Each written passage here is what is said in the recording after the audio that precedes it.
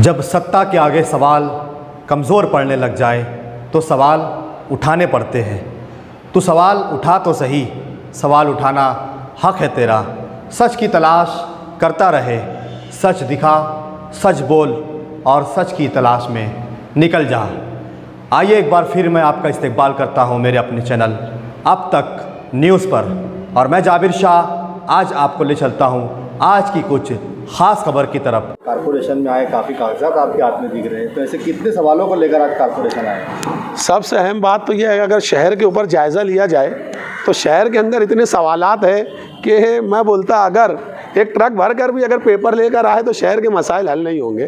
तो ये मुख्तसर से 4-5 पेपर लेकर आए थे हम, और हम ये उम्मीद से आते हैं पेपर लेके कि शहर में काम होना चाहिए और कमिश्नर साहब ने ये काम करना चाहिए। तो ये 4 एक पेपर है, उसके ताल्लुक़ से नहीं चाहते हुए मैं वार्ड नंबर 14 का जो मामला है उससे बात करता हूँ। कल के रोज़ जो है अग्निवीर ट्रेनिंग के बाद हम लोग जब रज़ापुरा चौक से गुज़र रहे थे तो एक वहाँ के कई लोगों ने हमारी गाड़ी को रोक लिया। रोकने के बाद उन लोगों ने हमको मसाइल बताए तो यकीन मानो आंखों से आंसू आना बाकी था कि मस्जिद के जो दीवार होती है उसके अंदर, महबूब मस्जिद वहाँ पर रज़ापुरा चौक के अंदर, वहाँ पर कीड़े जो है वो मस्जिद के अंदर दाखिल हो रहे, घरों के अंदर दाखिल हो रहे।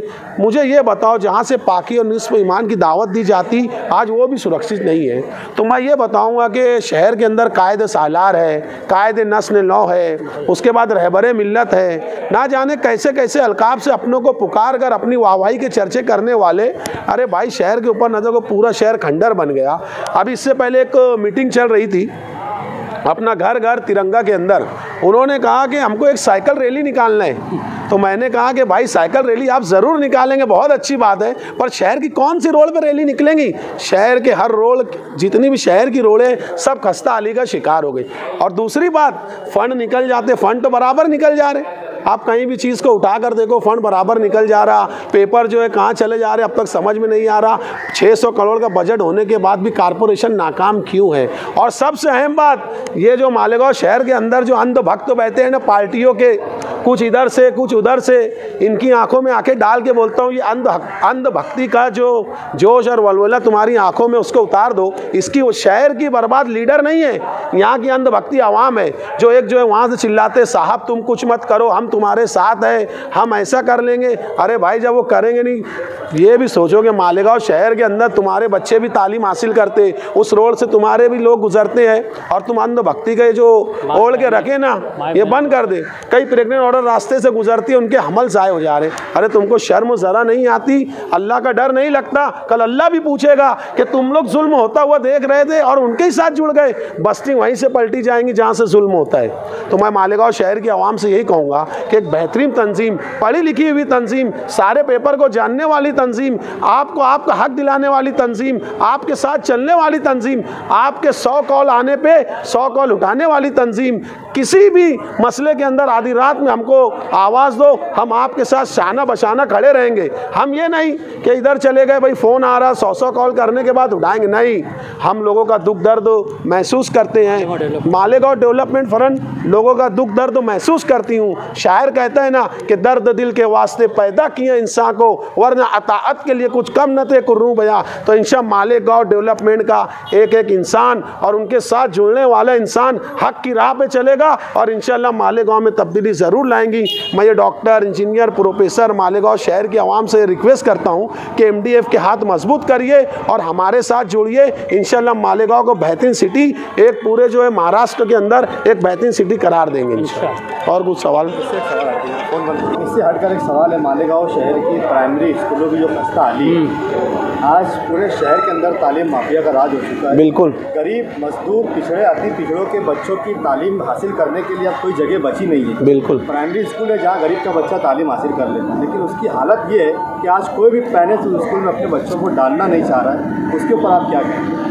सबसे अहम बात तो मैं ये बताऊंगा कि जहाँ के लीडरान खुद पढ़े लिखे नहीं होंगे, जो खुद ग्रेजुएट नहीं है, जिनको कुछ आता नहीं है, तो वो स्कूलों की क्यों फिक्र करेंगे? क्योंकि एक बात ये है कि अगर शहर के लीडरान लोगों की तालीम के अंदर, कोई भी कौम के अंदर अगर तालीम की बेदारी पैदा हो जाए, वो कौम तरक्की पसंद हो जाता है, वो शहर तरक्की कर लेता। तो ये खुद नहीं चाहते कि मालेगांव शहर के जो गरीब बस्ते, एक लूम चलाने वाला आदमी का बच्चा एक आला तालीम हासिल करे, यहाँ के लीडरान खुद नहीं चाहते। तो मुझे यही कहना है, बड़े शर्मनाक दिमाग की बात, इन लोगों ने अपने अड्डे बना लिए, नाजायज़ कब्जा करके और उसको घेर लेना, उसके बाद उसके अंदर सट्टा बाजारी चल रही है, उसके बाद वहाँ के जो नौजवान बच्चों की उम्र बनने की होती है वहाँ जाकर वो नशा कर रहे हैं। तो मुझे बताओ कि वो, और दूसरी बात, गरीब का बच्चा आज ये सोचने लग गया कि वहाँ जाके मेरा बच्चा क्या करेगा, वहाँ अच्छा स्टाफ नहीं, वहाँ टीचर्स नहीं, वहाँ साफ़ सफाई नहीं, कोई चीज़ की सहूलत नहीं है। तो बचाओ कौन चाहेगा अपने बच्चे को वहाँ पढ़ाना। तो मैं मालेगांव शहर की आवाम से यही कहूँगा कि लीडर भी ऐसा चुने जो पढ़ा लिखा हो और सही सीम तो चलने वाला हो और सच्चा हो। शहर के पास जो लीडर है वो पढ़े लिखे है, ग्रेजुएट है, मुफ्ती है, आलिम है, हर चीज़ें जानने वाले हैं, और आप कह रहे हैं कि मतलब शहर के लीडर पढ़ा लिखा होना चाहिए। एजुकेशन के मामले में, स्कूल के मामले में ऐसा है कि इसके अंदर पूरी गलती हम पब्लिक की, हमारे लोगों की है। हम लोग अपने बच्चों को स्कूल में डालना छोड़ दें। जिस तरीके से प्राइमरी की जगह प्राइवेट में बच्चों को डाल रहे स्कूल के अंदर, और जाके हम वहाँ की मालूमात लेते कि आप क्या पढ़ा रहे हो क्या नहीं पढ़ा रहे, इस तरीके से हम प्राइमरी स्कूल में जाना बंद कर दिए। इसके लिए वहाँ की हालत एकदम ख़राब हो चुकी है। आज प्राइमरी स्कूल का मालेगांव का सर्वे कर लो आप लोग, हर प्राइमरी स्कूल के पास थोड़ी दूर पर सरकारी संडासे है, कई दारू के अड्डे है, कई गांजे के अड्डे है, स्कूल के पास से गांजा और दारू फरोख्त होता है। तो लोग अपने बच्चों को डाल नहीं रहे। मेरी गुजारिश कारपोरेशन से नहीं, पब्लिक से, खास तौर से क्या पब्लिक अपने बच्चों को प्राइमरी स्कूलों में डाले और वहाँ जाके मालूमात लेके भाई हमारे बच्चों को आप क्या पढ़ा रहे हो क्या नहीं पढ़ा रहे हो। प्राइमरी स्कूल के सर के क्या प्यून, जो चपरासी हैं वहाँ के प्यून लें, उनके खुद के बच्चे कारपोरेशन की स्कूल में छोड़ के प्राइवेट स्कूल में पढ़ रहे। जो टीचर अपनी बच्चे को कारपोरेशन स्कूल में नहीं पढ़ा सकता और वो टीचर वहाँ पर पढ़ा रहे, इसके ऊपर खास तौर से ध्यान देना चाहिए कि जो टीचर अपने बच्चे को नहीं पढ़ा पा रहा तो दूसरे के बच्चे को क्या पढ़ाएगा। अगर वो टीचर अपने बच्चों को खुद प्राइमरी में पढ़ाए तो दूसरे के बच्चे ही पढ़ेंगे। हम लोग का भी काम है कि अपने जाके खुद मालूमात ले बच्चे क्या पढ़ रहा क्या नहीं पढ़ रहा। अच्छा, मैंने ये बात कही है, मैं ये बात इस दावे से कह रहा हूँ कि 100% अपना 60-70 कारपोरेटर शहर के अंदर ऐसे हैं जो पढ़े लिखे नहीं हैं, किसी भी लाइन से लगे हुए हैं। ऐसे कारपोरेटर को चुनकर लाना, और ठीक है मैं यहाँ पे किसी का नाम लेना नहीं चाहता, लेकिन सबसे अहम बात यह है कि तुमने जो किया कि यहाँ पर क्या कायदे सालार है। मैंने ये जुमला कहा ना कि कायदे सालार है, कायदे नस्ल लॉ है, उसके बाद रहबरे मिल्लत है, ये ऐसे ऐसे अलकाब है। अब आप इनको उठा कर देखिए इसका मतलब क्या होता है। तो ये पूरी तरीके से नाकाम हो चुके हैं, ये पूरा शहर जानता है और ये जो अंधभक्त जो उनके साथ जुड़े हैं ये भी जानते हैं।